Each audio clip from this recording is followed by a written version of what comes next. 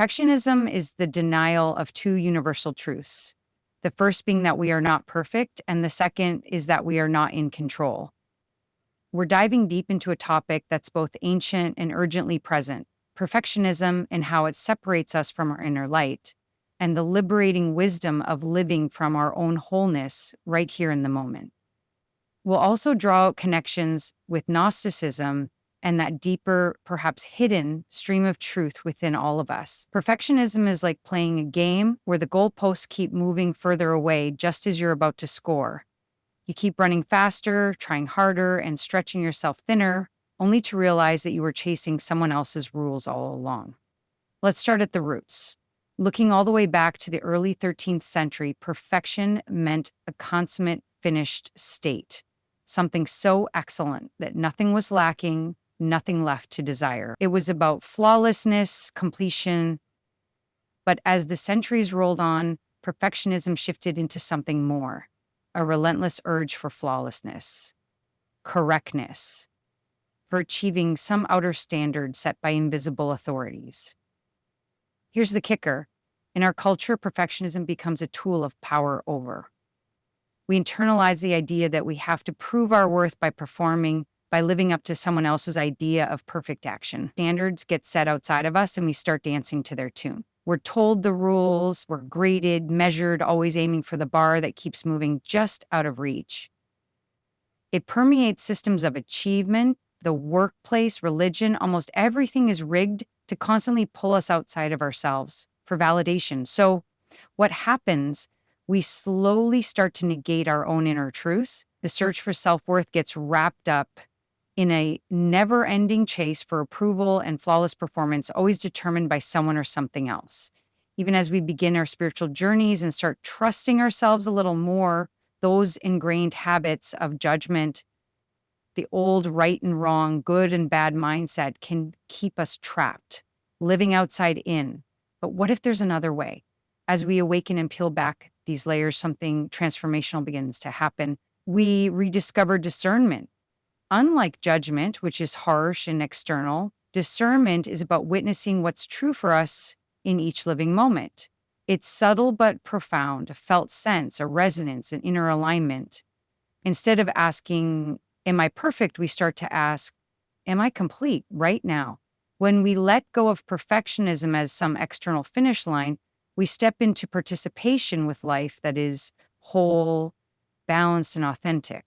We become the authority of our own experience, finding completion in the present, even when things are messy or unfinished on the outside. So here are the questions that become our new compass. What do I want truly?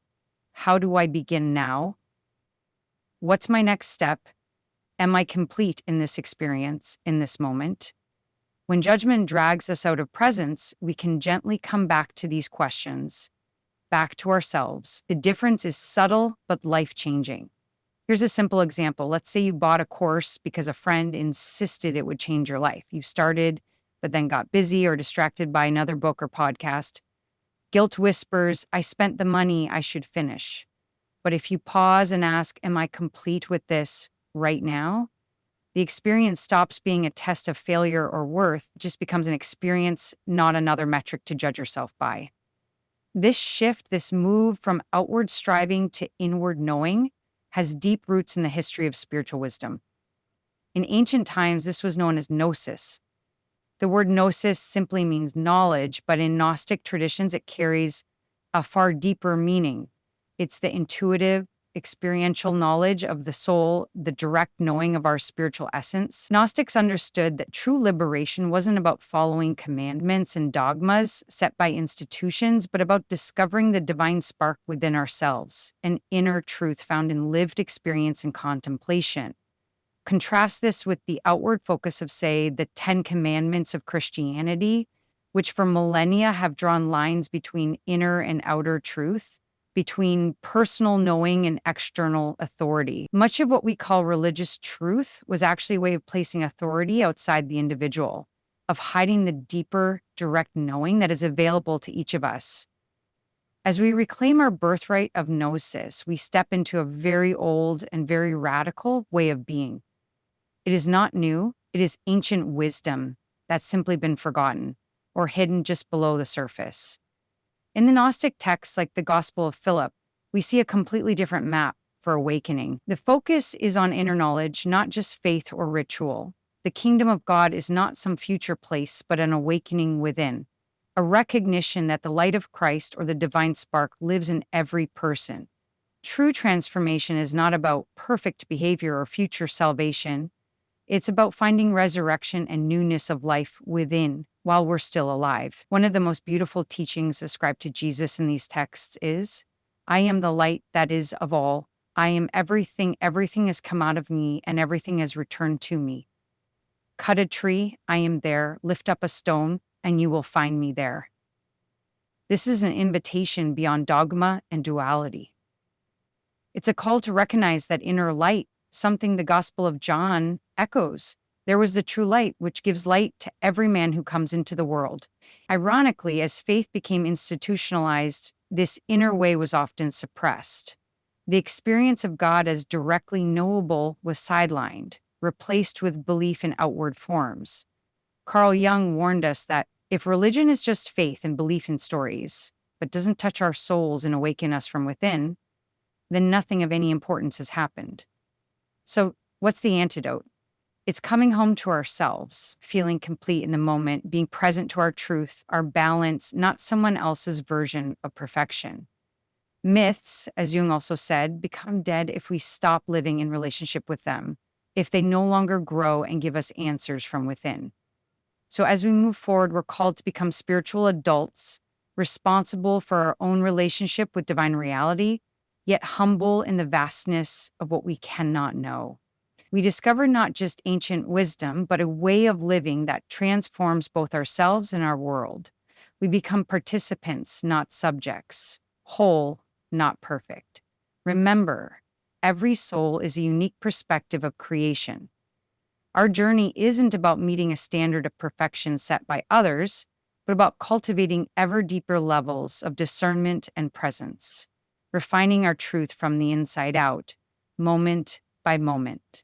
The paradox, of course, is that the more we surrender the quest for perfection, the more whole and complete we become right here, right now, testing point when life seems to be conspiring against you. In these moments, it's perfectly normal to find yourself drifting slowly into an external locus of control. Ask these questions to reclaim your internal locus. What part of this situation is within my control? What's one tiny action I can take right now? If my best friend were facing this, what advice would I give them? How would my ideal self show up in this moment? You're going to fail.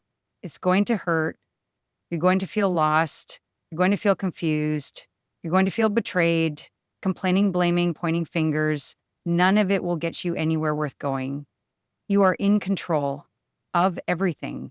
It's all on you. Nobody is coming to save you, but you are entirely capable of climbing back all on your own, of doing hard things, of figuring it out, of meeting your responsibilities with energy and enthusiasm, of squeezing everything you want out of this life. You are at the wheel. Never let go. Thanks for listening. If this episode sparked something in you, I invite you to pause for a moment. Breathe and ask yourself, not am I perfect, but am I complete in this moment? There's your answer.